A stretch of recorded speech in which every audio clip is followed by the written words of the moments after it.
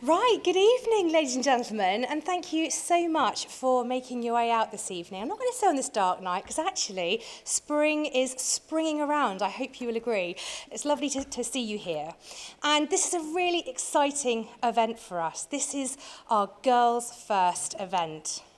And we are here to celebrate girls and the importance of fostering an environment where your daughters can aspire without limits. And at Croydon High, we firmly believe in the power of education to transform lives. And we're really proud to be part of the Girls' Day School Trust, a network of 25 schools that share our commitment to providing exceptional learning opportunities for girls. And through our partnership with the GDST, we have an access to invaluable research and insights into how girls learn and why they thrive in single-sex educational settings. And tonight, we are delighted and privileged to have with us Dr Kevin Stannard, who is the Director of Education and Innovation at the GDST, whose leadership and expertise have been instrumental in shaping our approach to teaching and learning. Dr Stannard's dedication to advancing girls' education and his deep understanding of the unique needs of girls in their educational journey have been invaluable. And the theme of tonight's event, Girls First, reflects our unwavering dedication to providing an education that puts girls at the forefront of everything that we do. It's a testament to our belief that every girl deserves the opportunity to aspire without limits and to achieve her full potential. And as we delve into discussions tonight, guided by Dr Stannard's insights and expertise, let us reaffirm our commitment to creating an environment where your daughters can flourish academically, emotionally, and socially. And we will explore how we can continue to champion the cause of girls' education and to empower the next generation of female leaders. So once again, thank you for joining us tonight, and let's make this an evening filled with inspiration, learning, and the celebration of our girls. I will now pass to Dr Stannard. Thank you.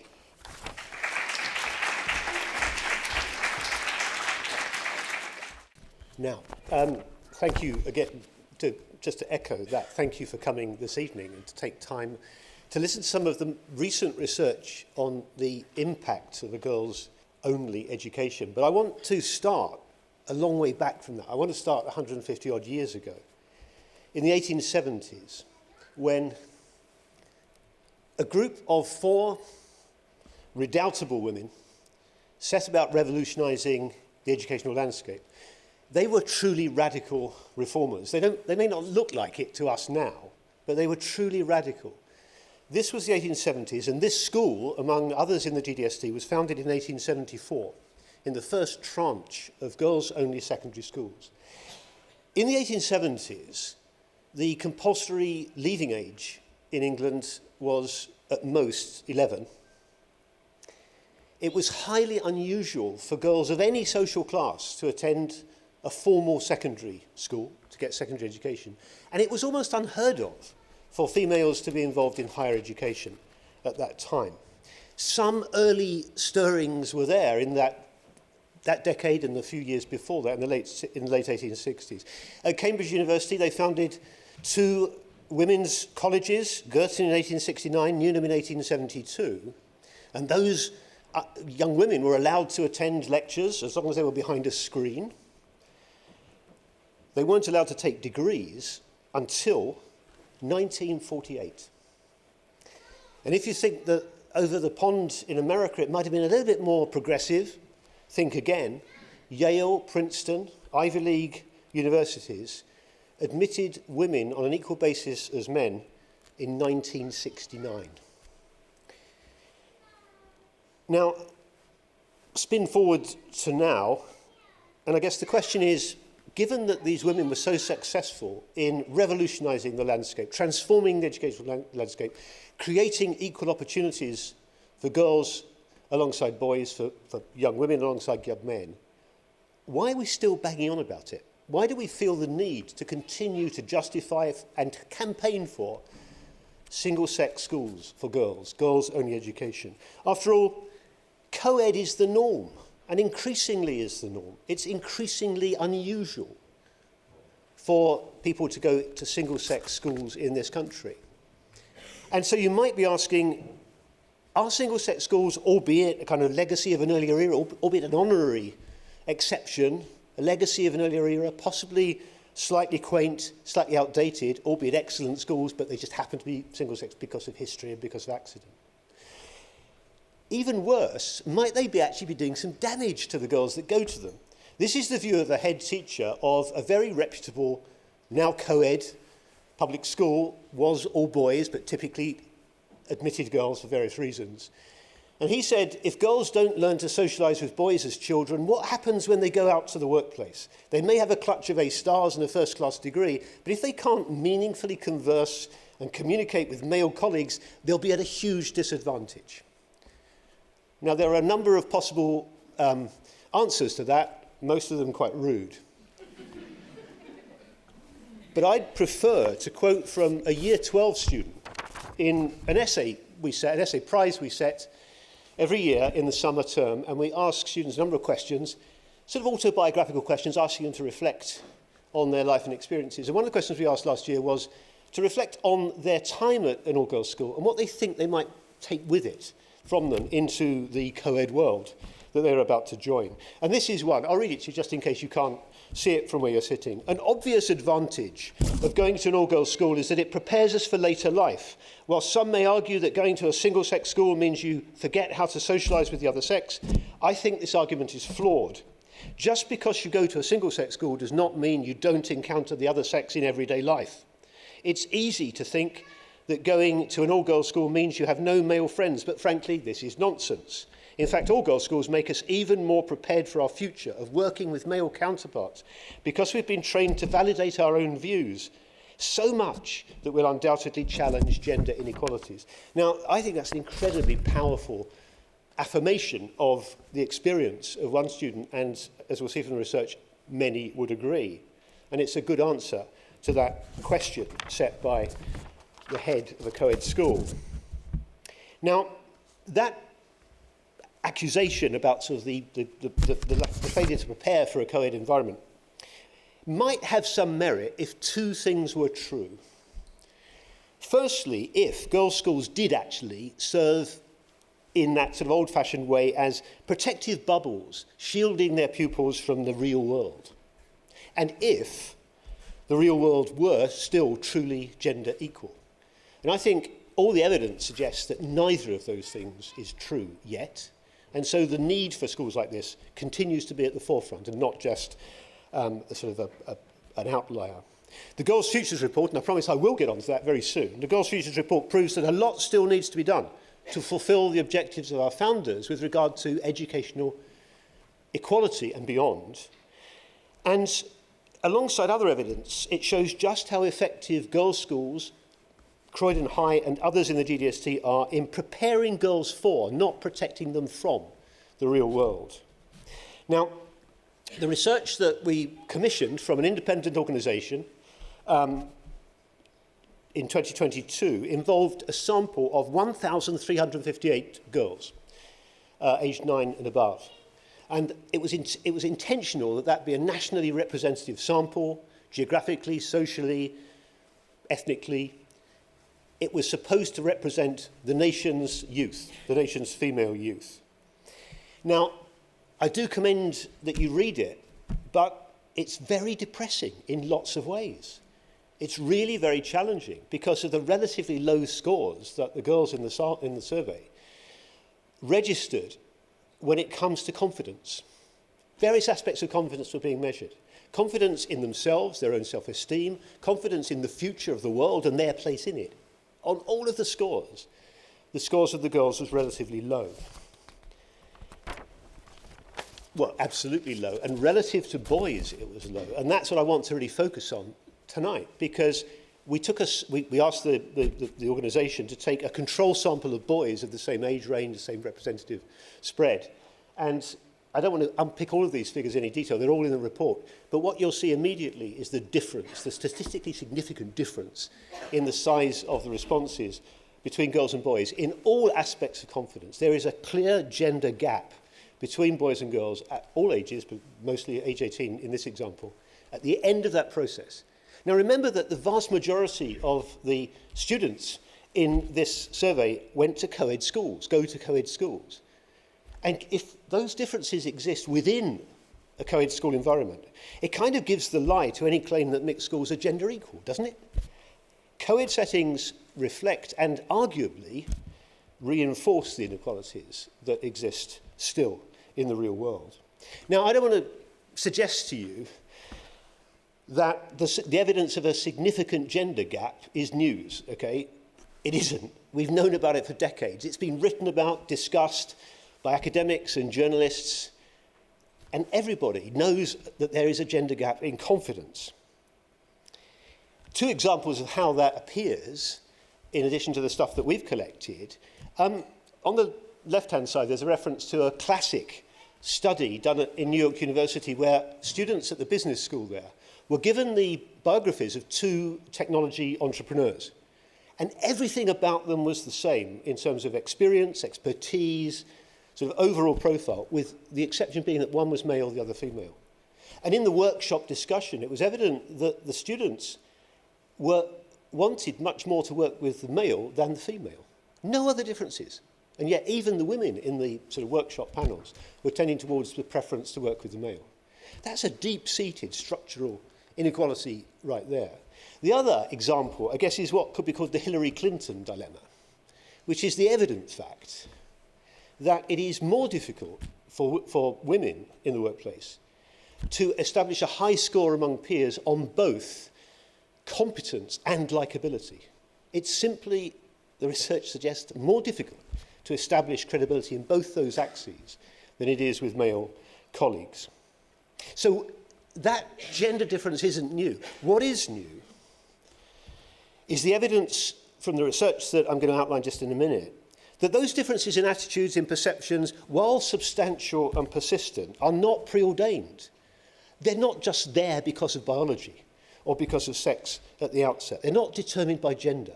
And how do we know that? Well, we know that because the same survey that was set for that national sample was answered by more than 3,000 GDST girls, including a large chunk from Croydon, with dramatically different results. And that, I think, is the thing that really needs to be kind of unpacked, because that's the evidence of the difference that girls' schools make. Now, I'm not going to go through vast amounts of statistics, but equally I don't want to skate over them. They're there in the report. They can be unpicked. You can make your own interpretation. I'd pick on three things that seem to me to stick out of all of the results, however you want to measure confidence and self-esteem. Three things really speak to me, certainly from the graphs that are there. One is the stark gender difference between the National Survey of Girls and the National Survey of Boys, the control sample of boys. A very clear difference, however you measure it, in this case, whether they feel negatively about the future. Girls much more negative at both ages than boys. That's one difference. The second difference is that the GDST girls' response tended to be much closer to that of boys than other girls. The GDST girls' responses tracked the males in the national population rather than the females. And the third is the outstanding work that clearly is being done in our junior and prep schools, with the result that, in this case, at age 9, there is a huge difference in confidence between them and the national sample of the same age. And a lot of the research here is testament to the work that is being done in schools in the junior and prep phase.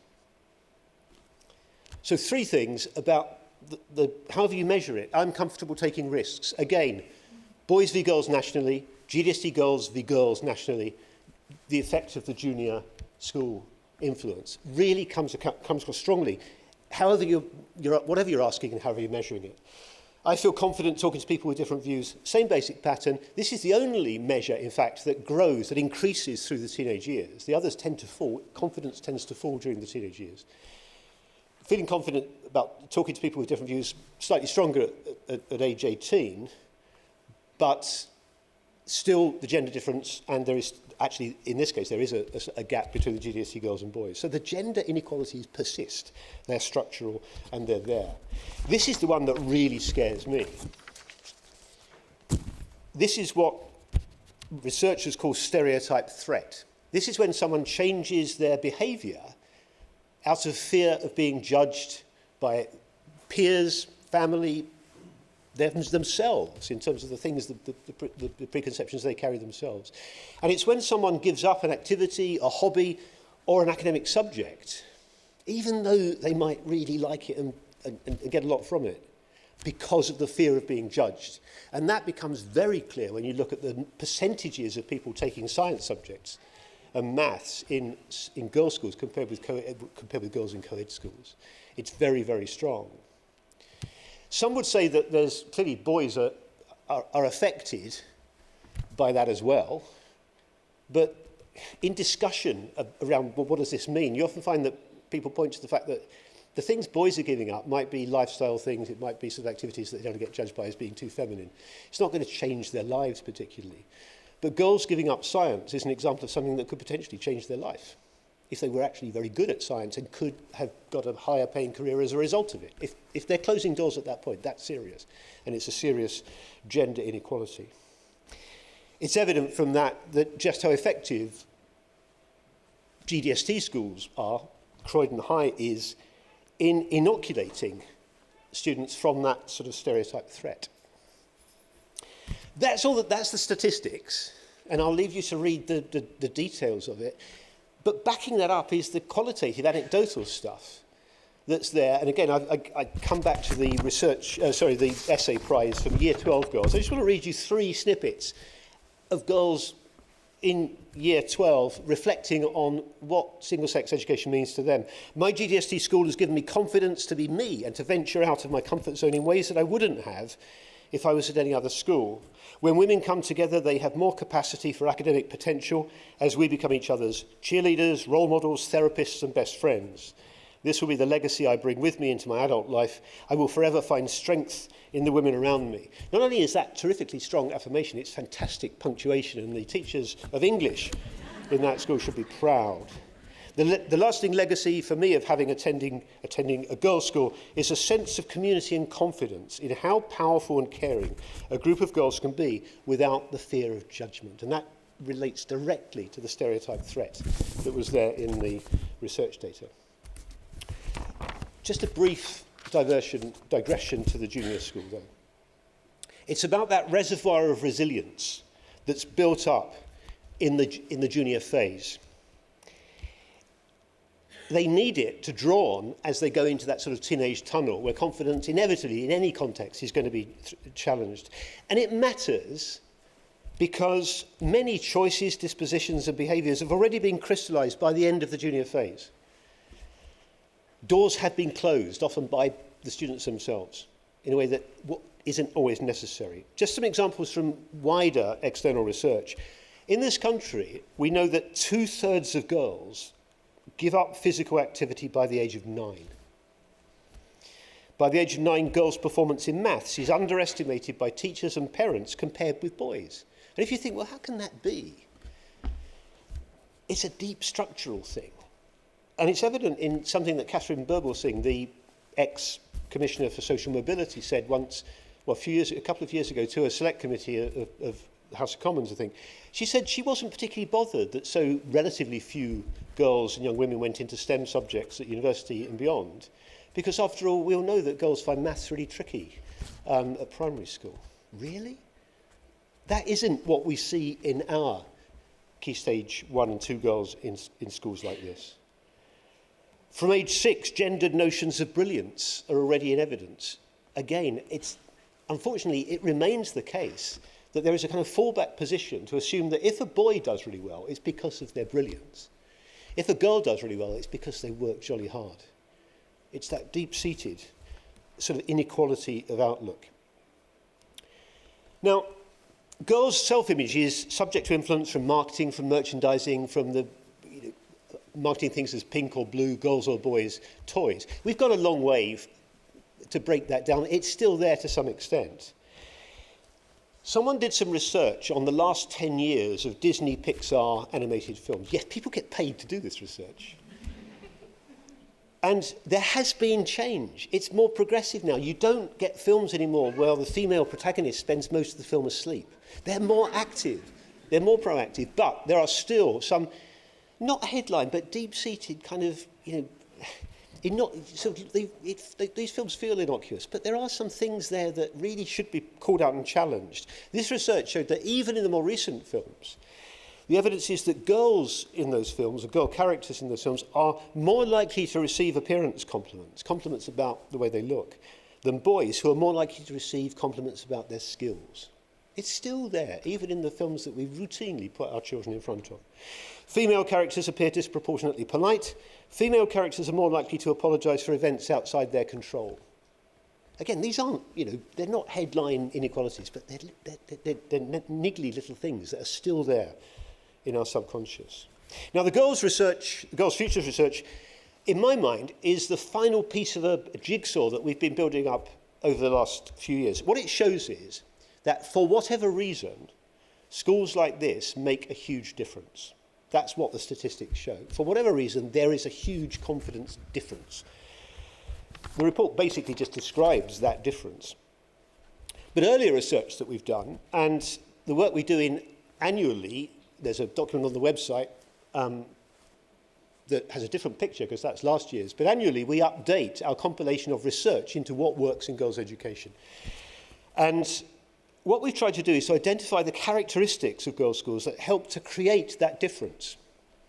The key characteristics, it seems to me, are not individual things. When a school gets inspected, as this one was not so long ago, and found to be excellent in every respect, what they're tending to do is look at each individual item, exam results, personal development, aspects of co-curricular activities and things, and each can be found excellent. For me, what really sells a school is when the whole is greater than the sum of the parts.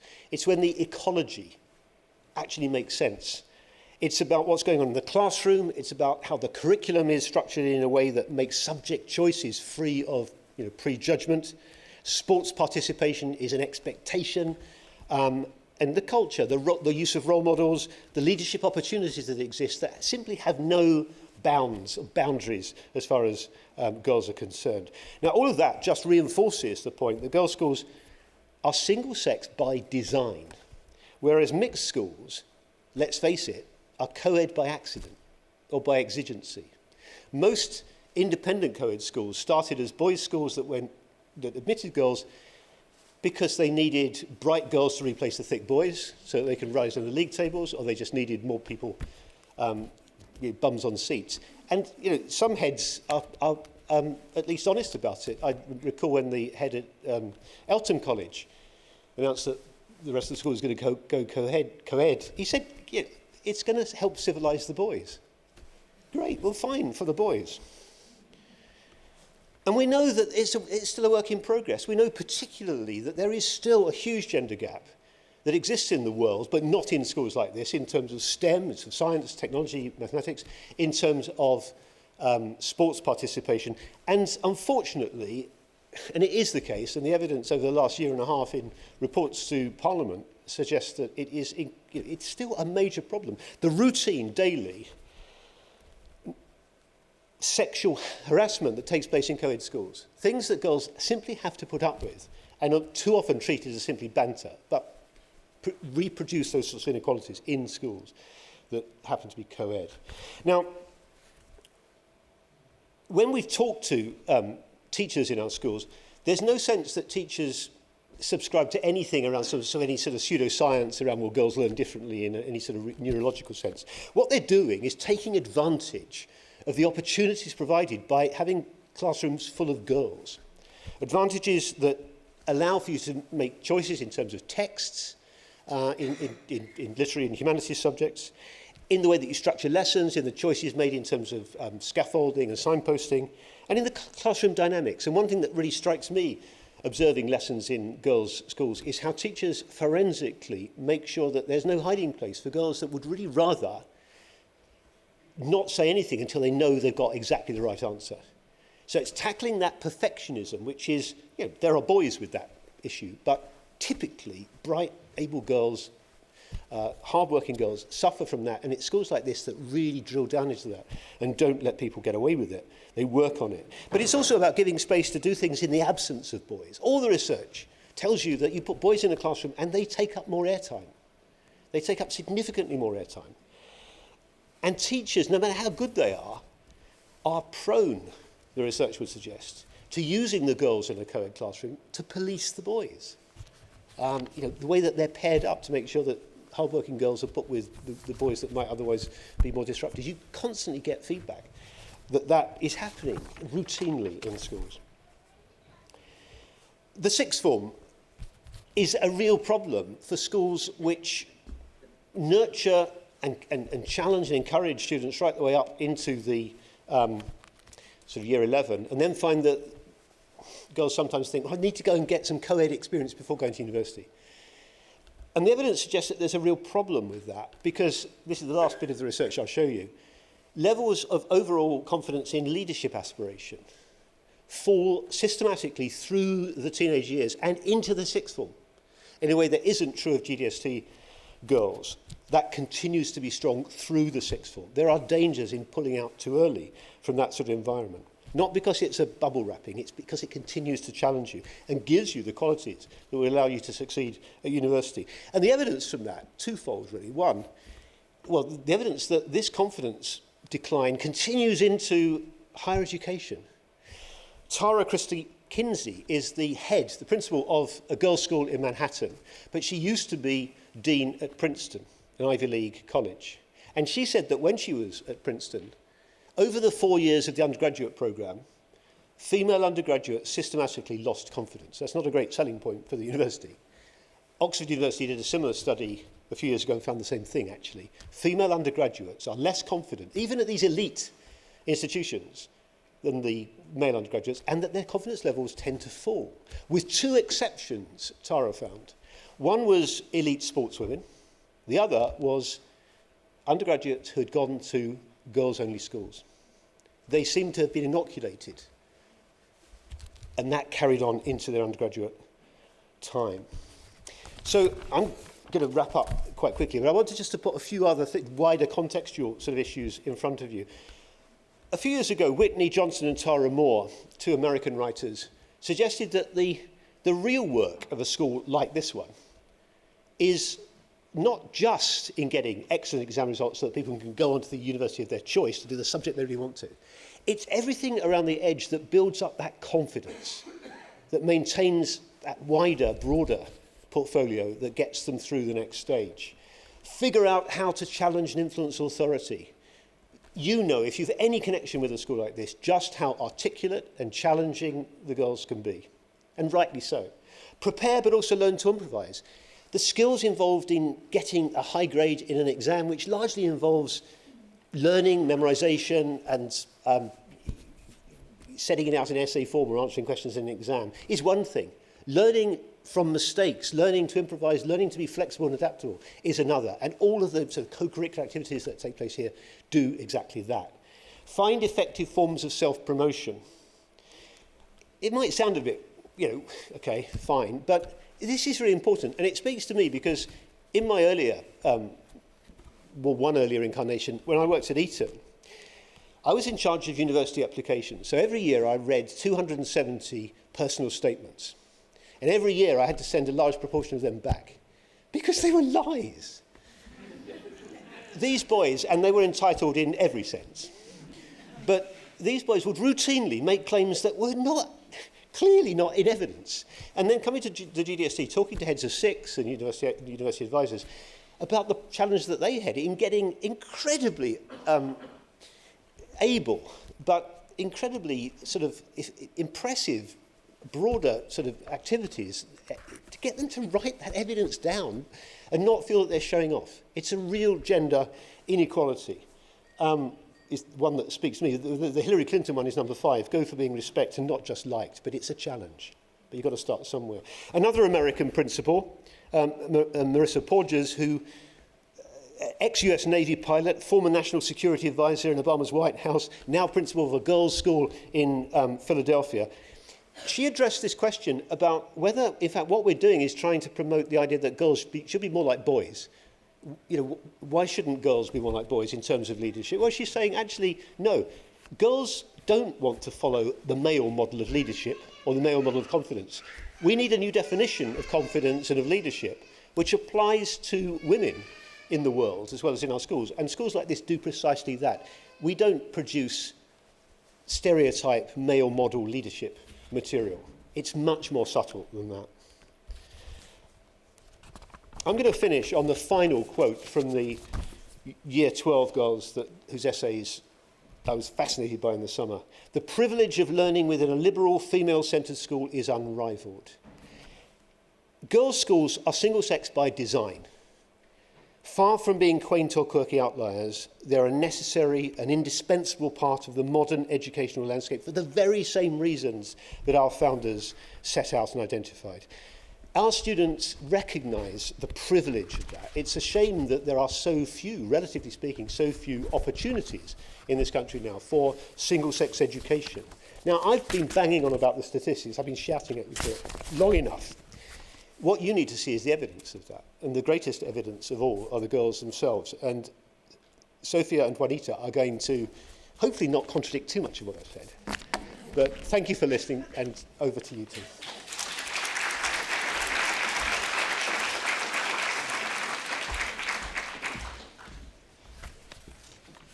Good evening. My name is Sophia Jegham. I joined Croydon High School in Year 3 and I'm now in the upper 6th, so I'll have been here for 11 years by the time I leave. Moving from a mixed state primary, Croydon High was instantly a better environment for me. I felt more supported in my learning environment. Reflecting back, I was encouraged to do my best and try new things without worrying about making mistakes.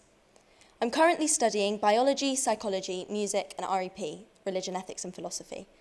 I had the confidence to choose the subjects that I really wanted to study, despite them not being a traditional combination. Croydon High has been the best place for me, and the supportive all-girls environment is one that I thrive in. I decided to stay on at sixth form due to the pastoral care and ongoing support from my teachers. I was diagnosed with an autoimmune disease in lockdown, which has had an impact on the way that I learn. But the support network I was offered, as well as the sisterhood that I had created throughout the lower school, made me confident that I would succeed regardless of the setbacks I had faced. One of my passions is music. In Year 3, there was a strings scheme which encouraged everyone to play the violin or the cello. Most people, sensibly, chose the violin, but I chose the option that didn't fit in my mum's car. Years on, I still lug my cello around. I've had lots of opportunities to perform as a member of the choir, orchestra, and just last week, I played a piano solo at the Croydon Minster. I also love drama. I joined the Lambda Club in junior school and continued into sixth form. I've taken on several roles in productions, both male and female characters, ranging from the Pied Piper to the Ugly Duckling and one of Jesus' disciples. One of my fondest memories was performing at the Edinburgh Fringe Festival. We devised, performed and flyered for our play about the adolescent brain. There were days when we had a full audience and it was empowering to think these people are paying to see us. It's through my participation in music and drama performances that I've developed confidence to be able to speak in front of an audience like tonight. The school has a Big Sister, Little Sister programme where Year 10s are assigned to a Year 7 to guide them through their first year at senior school. This establishes a literal sisterhood where the younger girls aspire to be like their big sister. Seeing older girls take on leadership roles in sixth form inspired me to do the same. Now, I am Garrett's house captain and a member of the senior prefect team. I've been able to lead some amazing events, such as the school talent show, and was proud to lift the trophy for Garrett in Sports Day last year. It's rewarding to be that person that younger girls can look up to, encouraging them to fulfill their potential and try different things, even if they do make mistakes along the way. The sisterhood dynamic of the school is something that I really value. My friends and I all take different A-level subjects and embrace our different strengths, not competing against each other, but championing each other's successes. We might be attending a friend's A-level drama performance one week and the next week supporting another friend in a charity netball match against Whitgift, which we won, by the way. Every year you can recognise old Croydon High girls in the audiences of school shows. I feel that Croydon High has really prepared me for my next steps, but I always know that I'll have a home here and you'll surely see me in the audiences of future shows. Next year, I'll be reading psychology at university, where I'll have the opportunity to apply the confidence and initiative that a girls-only education has provided me. In a department that has an 80% female cohort, the majority of the papers and reports I'll be reading, and several that I've already studied, will be written by men. But I know that I'll be leaving school with the confidence to navigate the male-dominated world we live in. Who knows, Maybe one day it will be my name on a leading academic paper. Thank you.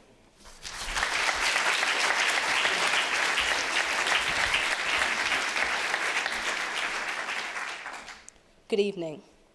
My name is Juanita Chin-Jones. I am an upper sixth student and currently studying biology, psychology, and religion ethics and philosophy. I joined the school in year 7 and have loved it ever since. I originally chose a girls' school because I was tired of boys, but at the time I didn't know the benefits of being in an all-girls environment. From a primary school where my mum told me to discreetly hand my teacher a note telling them that I'd started my period, to a place where I can freely ask for a tampon in any classroom, I knew that this was the best place for me. Alongside embracing our femininity, we have been given opportunities to express other aspects of ourselves that aren't traditionally feminine. From playing rugby to wearing trousers, we are encouraged to break stereotypes and embrace who we are from a young age. Expression of gender, sexuality, and our true sense of self is prioritized in school, a dynamic that would be hard to find in other co-ed schools. Academically, we are provided with so many opportunities to try new things and get ahead in our academic careers, something that could be overlooked for girls in other schools. I'm going on to study anthropology, the study of human evolution, having never been shunned away from it, nor told that I wouldn't thrive, something that I think students would say throughout school. Many of my peers are off to study anything from medicine to music to theatre studies to law, a wide variety of aspirations that they haven't been discouraged from pursuing because they may be male-dominated fields. This support system has produced strong women ready to tackle the field of their choice and the challenges they may face along the way. The relationships I've built at school have shown me the true meaning of community and the perks of having a village by your side to get you through the day. Whether it's house activities or a group project, we are taught the importance of teamwork and what it means to be a family outside of your own. Wanting to expand these communities, my peers and I pioneered Afro-Caribbean Society, South Asian Society, and East Asian Society, which led to the development of our first ever Culture Day, which of course encouraged me to become our first diversity and inclusion prefect. In these societies, we've been able to explore what it means to be people of colour and how to navigate that within the school and in a world environment. Constant support has been given in order for us to create these spaces for students and ourselves. Although we're leaving soon, we still have a chance to have those conversations and ask the big questions of life. This school has prepared me for the world we were born into. It may not particularly favour me as a black woman, but this school has helped me to provide space for people like me to explore what that means and how to tackle those barriers that will inevitably be shown to us. We have always been taught the reality of the world, but have never been discouraged from exploring it. I have freely been able to express who I am and navigate the path, although it was rocky at times, and have come out the other end a strong individual who isn't afraid to fight for what and who she believes in. Thank you.